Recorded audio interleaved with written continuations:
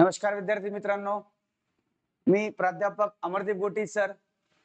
आज आपण इतिहासामध्ये या 1857च्या उठावाबद्दल माहिती बघणार आहोत. कोणत्या 1857च्या उठावाबद्दल आपण आज या ठिकाणी सविस्तर माहिती बघणार आहोत. ठीक आहे. मागच्या व्हिडिओमध्ये आपण जो आहे तो म्हणजे या 1857च्या उठावाची कारण बघितली होती. काय बघितली मित्रांनो? कारण बघितली होती.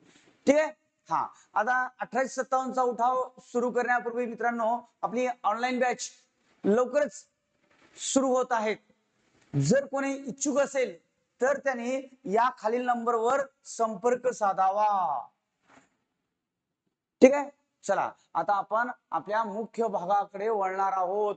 तो म्हणजे 1857चा उठाव. कोणता उठाव? 1857चा उठाव. ठीक आहे. आता मित्रांनो, 1857चा जर उठाव बघितला तर आपण बघतो की 1857च्या उठावाची विविध कारण आहेत. बरोबर आहे. राजकीय कारण आहे, सामाजिक कारण आहे, धार्मिक कारण आहे, आर्थिक कारण आहेत, लष्करी कारण आहेत आणि शेवटचं म्हणजे तात्कालीन कारण. म्हणजे स्फोटासाठी सगळा दारुगोळा तयार होता, त्याला फक्त एका ठिणगीची आवश्यकता होती. ती ठिणगी पडली या तत्कालीन कारणामुळे. कोणत्या कारणामुळे? तत्कालीन कारणामुळे. ठीक आहे. चला, आता आपण मित्रांनो लवकरच 1857चा उठाव कसा झाला, का झाला, कुठं कुठं झाला, याचा प्रसार नेमका कुठं झाला, या गोष्टींचा आज आपण या व्हिडिओमध्ये सविस्तर अभ्यास करणार आहोत. ठीक आहे मित्रांनो, व्हिडिओ आवडला तर लाईक, शेअर आणि कमेंट करायला विसरू नका. ठीक आहे. चला मुलांनो, आपल्या मुद्द्याकडे आपण वळूत. ठीक आहे. बघा मुलांनो, 1857चा उठाव. आता मित्रांनो, जे भारतातील संस्थानिक होते, जे संस्थानिक काही राजे रजवाडे, काही क्रांतिकारक आणि काही राजकीय नेते, या सगळ्यांचं असं ठरलं होतं की एकाच दिवशी म्हणजे 31 मे 1857 रोजी ही उठावाची पूर्वनियोजित तारीख ठरली होती. काय ठरली होती? पूर्वनियोजित तारीख ठरली होती. बघा काय म्हटलं आपण की 1857च्या उठावाची जी पूर्वनियोजित तारीख ठरली होती ती म्हणजे 31 मे 1857. मग काही क्रांतिकारक होते, काही राजकीय नेते होते, काही संस्थानिक होते, या सगळ्यांचं मिळून असं ठरलं होतं की भारतात एकाच दिवशी सगळीकडे प्रत्यक्ष उठावाला सुरुवात करायची. आणि केव्हा करायची? तर 31 मे 1857. म्हणून 31 मे 1857 ला आपण उठावाची पूर्वनियोजित तारीख म्हणतो. काय म्हणतो? पूर्वनियोजित तारीख म्हणतो. आणि असंही ठरलं होतं की 1857च्या उठावाचं जे प्रतीक होतं ते म्हणजे लाल कमळाचे फूल व चपाती. काय होतं? लाल कमळाचे फूल व चपाती. म्हणजे चपातीमध्ये ज्या ठिकाणी कमळाचं फूल ठेवून जाईल त्या ठिकाणी प्रत्यक्ष उठावाला सुरुवात करायची. असं हे 1857च्या उठावाचं काय होतं मित्रांनो? प्रतीक होतं. काय होतं? प्रतीक. इतिहासकारांच्या मते काही ठिकाणी बिगुल वाजवून या 1857च्या उठावाची माहिती देण्यात आली. काय वाजवून? बिगुल वाजवून. काही इतिहासकारांच्या मते की काही ठिकाणी या बिगुल वाजून 1857च्या उठावाची माहिती देण्यात आली.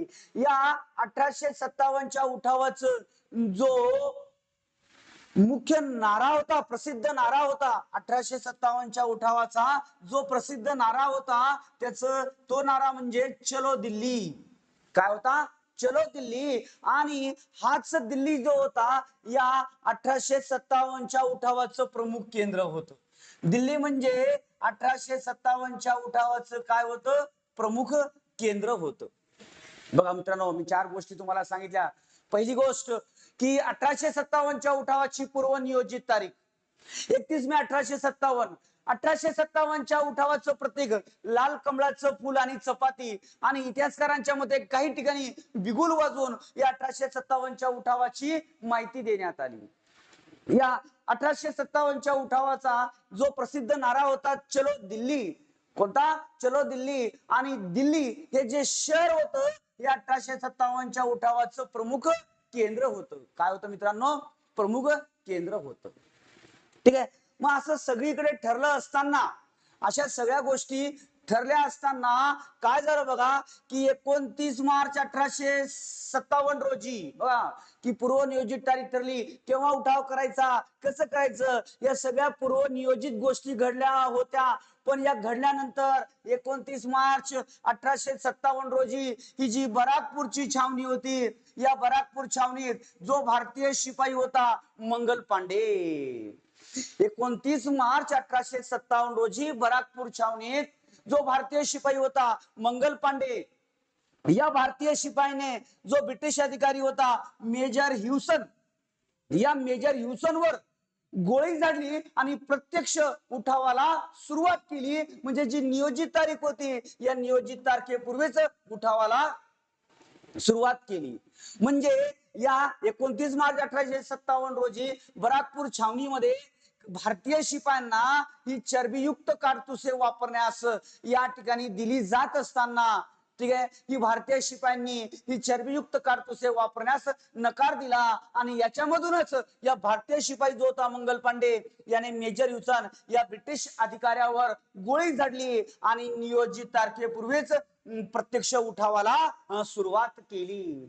मग मंगल पांडेनं या ब्रिटिश अधिकाऱ्यावर म्हणजे मेजर ह्युसनवर गोळी झाडल्यामुळे परिणाम असा झाला की जी मंगल पांडेची रेजिमेंट होती 34वी NI रेजिमेंट, कोणती 34वी NI रेजिमेंट ही भंग करण्यात आली. बघा ब्रिटिशांनी मंगल पांडेची जी 34वी NI रेजिमेंट होती ही काय केली, भंग केली, म्हणजे बरखास्त केली. काय केली, बरखास्त केली. आणि ज्या ज्या भारतीय शिपायांनी ही चरबीयुक्त काडतुसे वापरण्यास नकार दिला होता, ज्या ज्या भारतीय शिपायांनी चरबीयुक्त काडतुसे वापरण्यास नकार दिला होता, अशा सैनिकावर या लष्करी हुकुमाचा म्हणजे शिस्तभंगाचा, लष्करी हुकुमाचा भंग केल्याच्या कारणास्तव लक्षात घ्या त्यांच्यावर आरोप ठेवून त्यांना शिक्षा देण्यात आली. काय देण्यात आली, शिक्षा देण्यात आली. आणि ज्यांनी प्रत्यक्ष उठावाला सुरुवात केली होती मंगल पांडे, मंगल पांडेला या ठिकाणी पकडण्यात आलं आणि मंगल पांडेला पकडण्यात आल्यानंतर लक्षात घ्या या 8 एप्रिल 1857 रोजी, केव्हा 8 एप्रिल या 1857 रोजी, केव्हा मित्रांनो 8 एप्रिल 1857 रोजी जो भारतीय शिपाई होता मंगल पांडे, या मंगल पांडेला फाशी देण्यात आली. काय देण्यात आली, मंगल पांडेला फाशी देण्यात आली. आणि हा जो मंगल पांडे होता, हा मंगल पांडे 1857च्या उठावातील पहिला हुतात्मा ठरला. बघा मित्रांनो, काय पहिला हुतात्मा ठरला. बघा मेजर ह्युसन वर गोळी झाडल्यामुळे मंगल पांडेला पकडण्यात आलं आणि पकडण्यात आल्यानंतर 8 एप्रिल 1857 रोजी मंगल पांडेच्या फाशी देण्यात आली आणि मंगल पांडे हा 1857च्या उठावातील पहिला हुतात्मा ठरला. म्हणजे 1857च्या उठावाचा पहिला बळी कोणाचा गेला, तर मंगल पांडेचा. मित्रांनो याच्यावर प्रश्न विचारलेला आहे.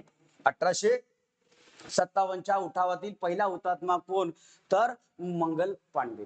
इथं उठावाला सुरुवात झाली आणि इथूनच उठावाचे जे लोण पसरले ते उत्तर भारतात. कुठं भारतात, उत्तर भारतात. बघा जे इथूनच उठावाचे लोण पसरले ते कुठं, उत्तर भारतात. आता मित्रांनो आता आपण उत्तर भारतातील उठावाला या ठिकाणी सुरुवात करणार आहोत. लक्षात घ्या कशाला, उत्तर भारतातील उठाव. कुठले उठाव मित्रांनो, या उत्तर भारतातील उठाव. मग या उठावाचे जे लोण पसरले ते पहिल्यांदा उत्तर भारतात. मग उत्तर भारतातील कोणत्या ठिकाणी, तर उत्तर भारतातील लक्षात घ्या पहिलं शहर आहे मिरत. कोणता मित्रांनो, मिरत. ठीक आहे.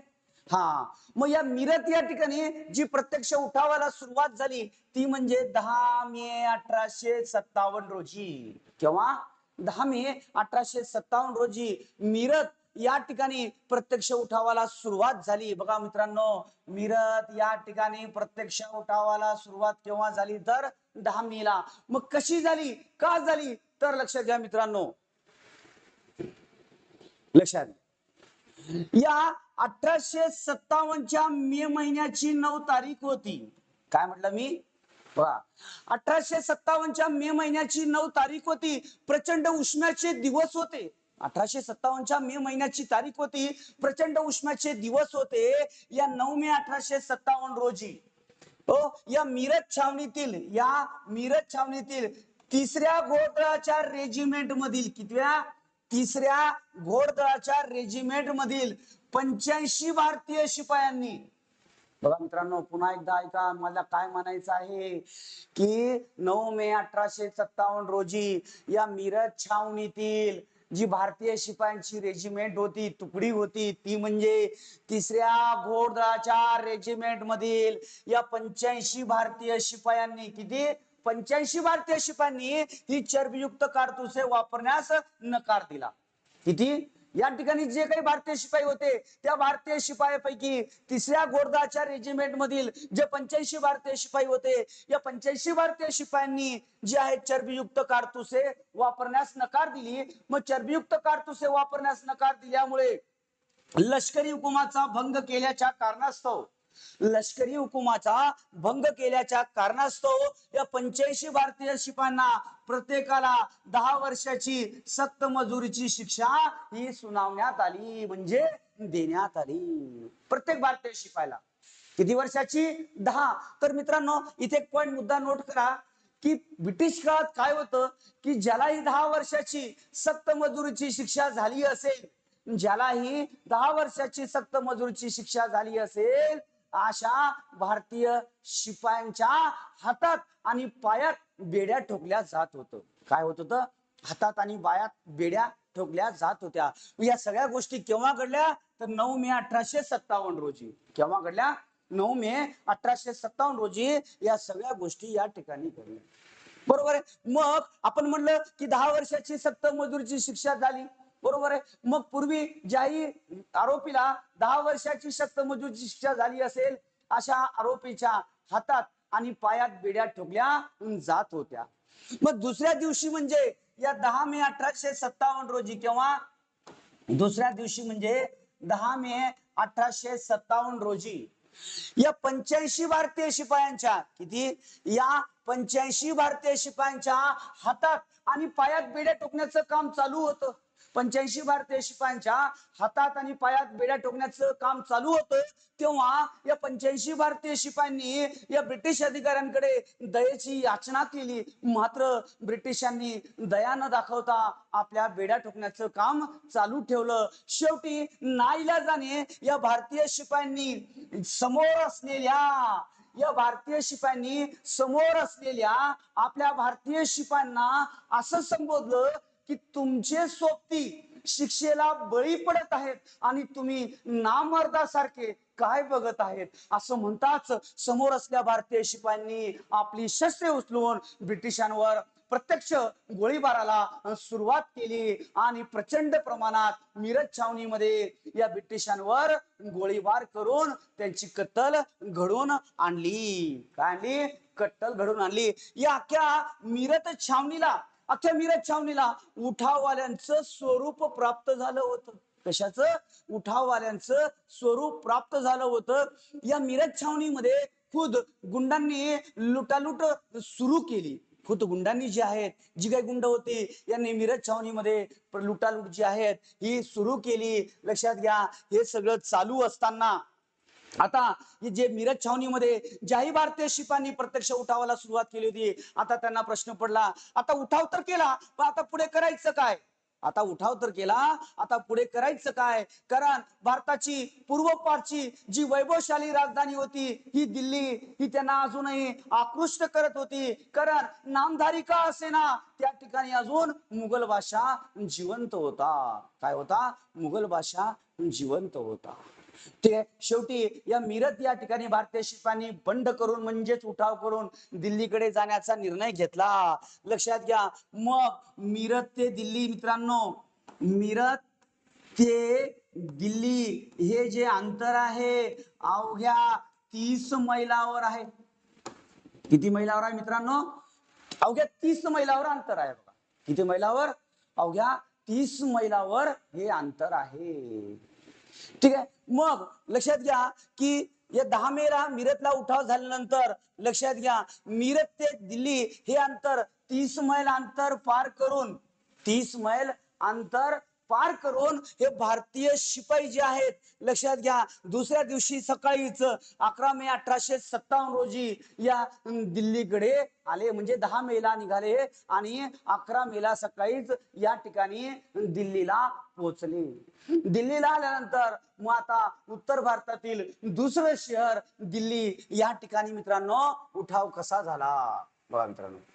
ठीक आहे, हा उत्तर भारतातील उठाव इथं बघा मित्रांनो आता मीरत. ठीक आहे, हा दिल्ली बघा मित्रांनो, दिल्लीला जो उठाव झाला तो म्हणजे 1857. केव्हा झाला मित्रांनो? 1857 ला, 11 मे 1857.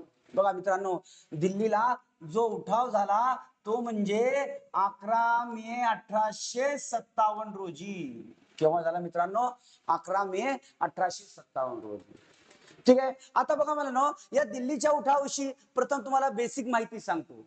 दिल्ली जे होतं हे 1857च्या उठावातील क्रांतिकारकांचे मुख्य केंद्र होते. काय होते?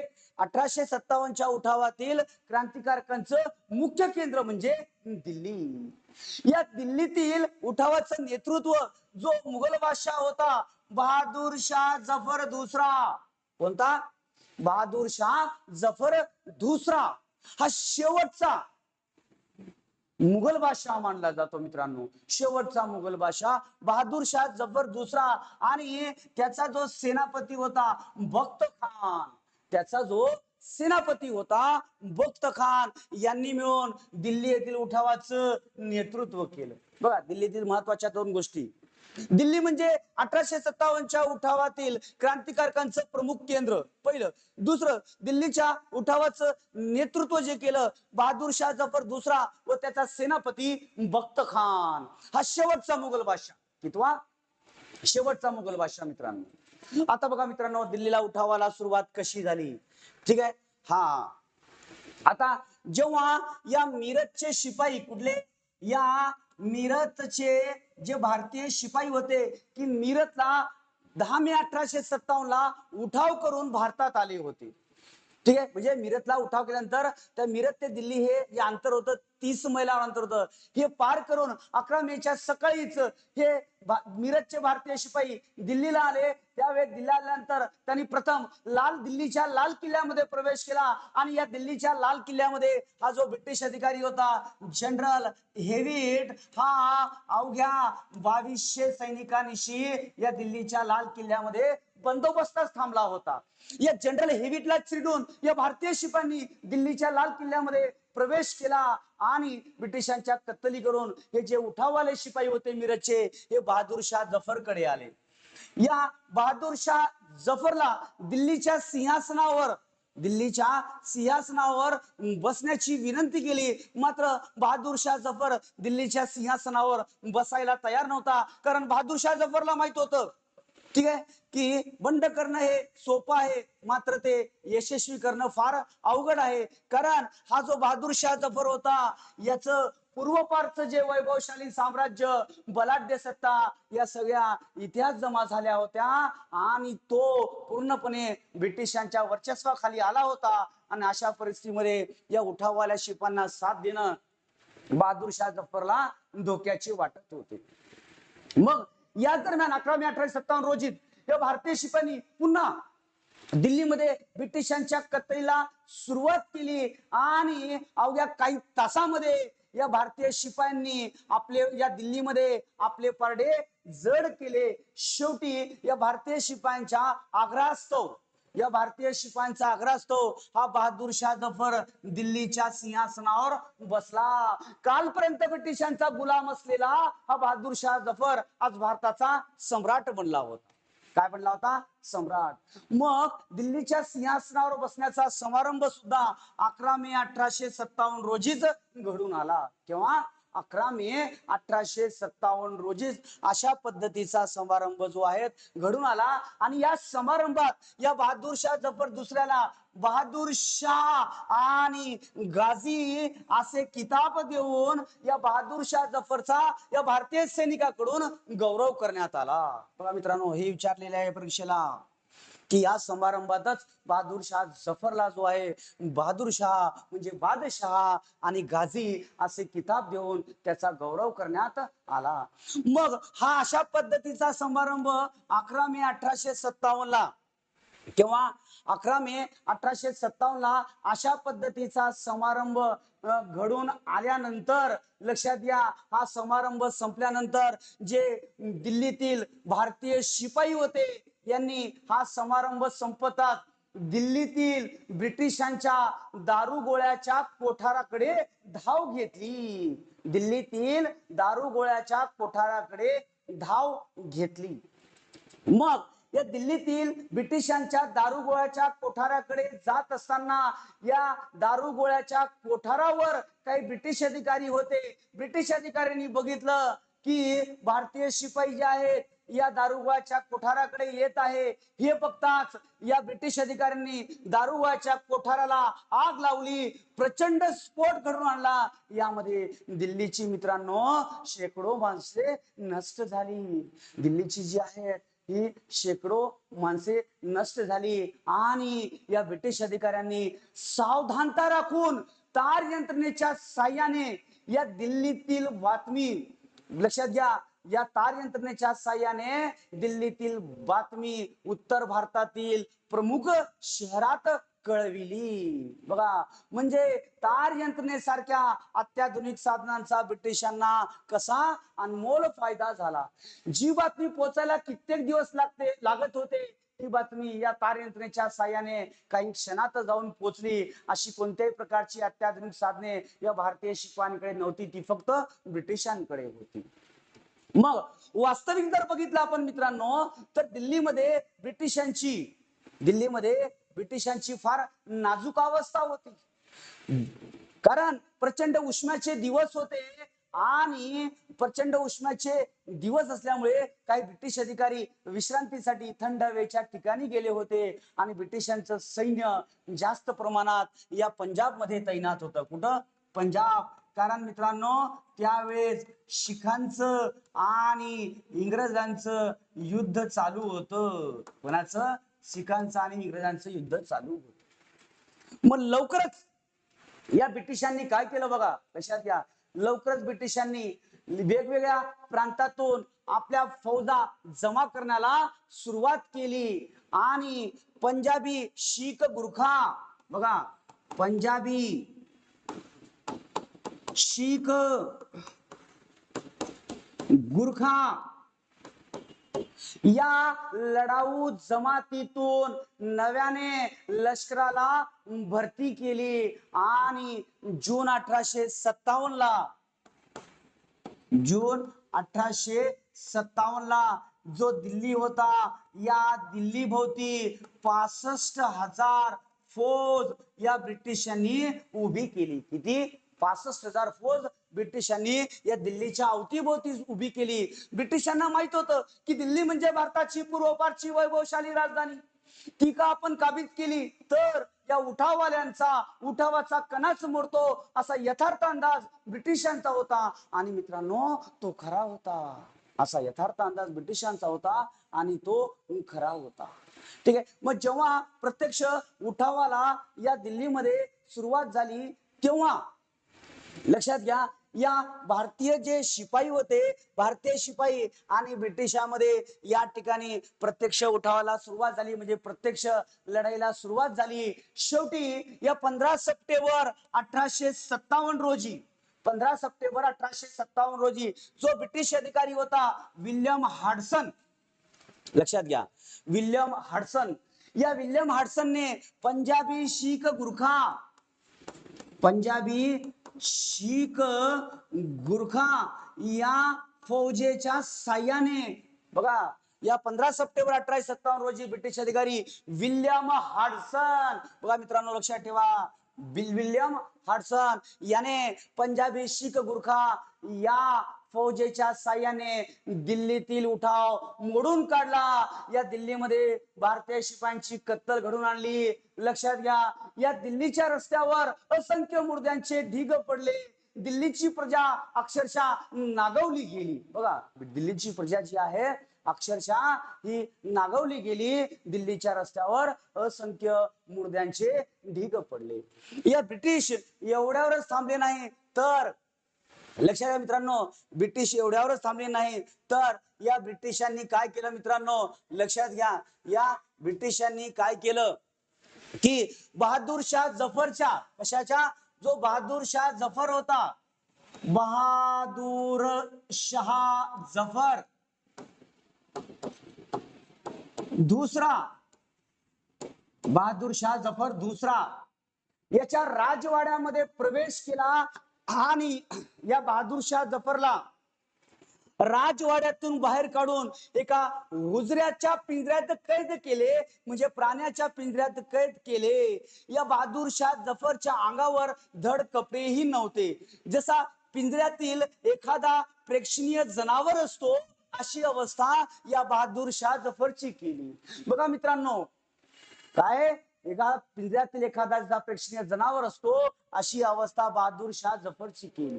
बघा, बहादूर शाह जफर बद्दल इतिहासकार असे म्हणतात की मयुरासनवर बसणाऱ्या व ताजमहल बांधणाऱ्या मुघल बादशाची ब्रिटिशांनी अशी अवस्था केली.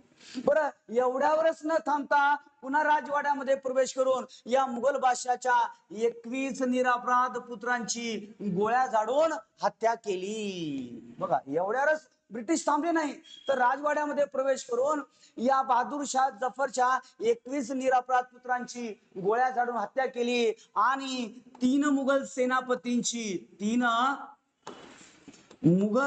जे सेनापती होते, या 3 मुघल सेनापतींची नग्न अवस्थेत धिंड काढली.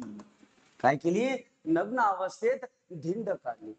शेवटी या बहादूर शाह जफरला या ब्रिटिशांनी दिल्लीमध्ये ठेवले नाही. बघा, बहादूर शाह जफरला दिल्लीमध्ये न ठेवता, बहादूर शाह जफर यास दिल्लीमध्ये न ठेवता ब्रह्मदेशातील जो रंगूनचा तुरुंग होता, ब्रह्मदेशातील जो रंगूनचा तुरुंग होता, या रंगूनच्या तुरुंगात या बहादूर शाह जफरला कैद केले आणि याच रंगूनच्या तुरुंगात या बहादूर शाह जफरचा 7 नोव्हेंबर 1862 रोजी बहादूर शाह जफरचा मृत्यू झाला. आणि मित्रांनो, दिल्ली पूर्णपणे जी आहेत ब्रिटिशांच्या ताब्यात गेली. काय गेली? ब्रिटिशांच्या ताब्यात गेली. अशा पद्धतीनं मित्रांनो, लक्षात घ्या, या मीरत आणि दिल्ली या ठिकाणी उठावाला सुरुवात झाली. ठीक आहे. असे मित्रांनो, हे उत्तर भारतातील पहिले 2 शहर, नियोजित तारीख काय होती, उठाव कसा झाला, मीरतला कसा झाला, दिल्लीला कसा झाला, याची सविस्तर माहिती मी तुम्हाला या ठिकाणी दिली. ठीक आहे. याच्यावर या TCS प्रमाणे एक तरी क्वेश्चन 58-57च्या उठावावर आपल्याला या PYQ सिरीज मध्ये दिसून येतो. ठीक आहे. मुलांनो, पुन्हा एकदा धन्यवाद. जर व्हिडिओ आवडला असेल, लाईक, शेअर, कमेंट करायला विसरू नका. ठीक आहे. धन्यवाद मित्रांनो.